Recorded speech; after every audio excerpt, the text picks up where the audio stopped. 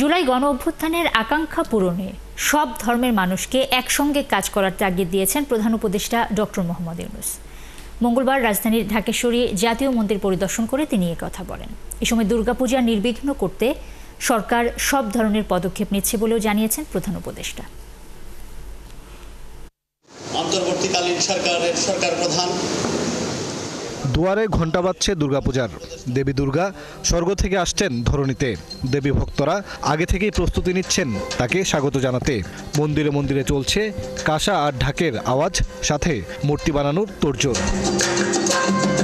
দুর্গাপূজার প্রস্তুতি দেখতে জাতীয় ঢাকেশ্বরী মন্দির পরিদর্শনে যান প্রধান উপদেষ্টা। সেখানে হিন্দু নেতারা তাকে স্বাগত জানায়। পরে তাদের সাথে মতবিনিময় করেন প্রফেসর ইউনূস। মতবিনিময়ে তিনি বলেন, রাষ্ট্র সকল নাগরিককে সমান অধিকার দিতে বাধ্য। এখানে জাতি ধর্মের কারণে বৈষম্য করা চলবে না। সংবিধানের আলোকে সবাই সমান মর্যাদা পাবে। রাষ্ট্র দায়িত্ববদ্ধ সবাইকে সমান মর্যাদা দেওয়ার জন্য, সে যেই হোক, সে যে ধর্মে বিশ্বাস করুক, যে মতবাদে বিশ্বাস করুক, তার ধন অসীম ধনের অধিকারী হোক অথবা নিঃস্ব হোক,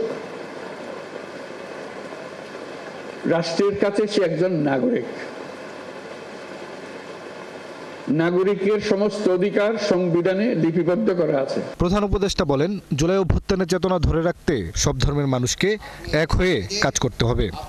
দশভুজা দুর্গার অসীম শক্তি সম্মিলিতভাবে সমস্ত অশুভ শক্তিকে পরাজিত করে।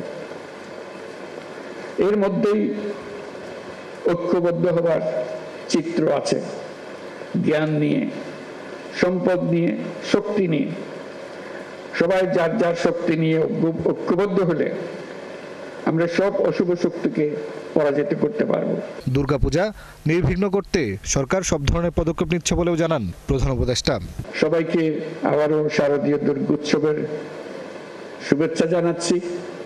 এবার মনটা শান্ত হলো যে আপনাদের সঙ্গে দেখা হলো দুর্গাপূজা উপলক্ষে।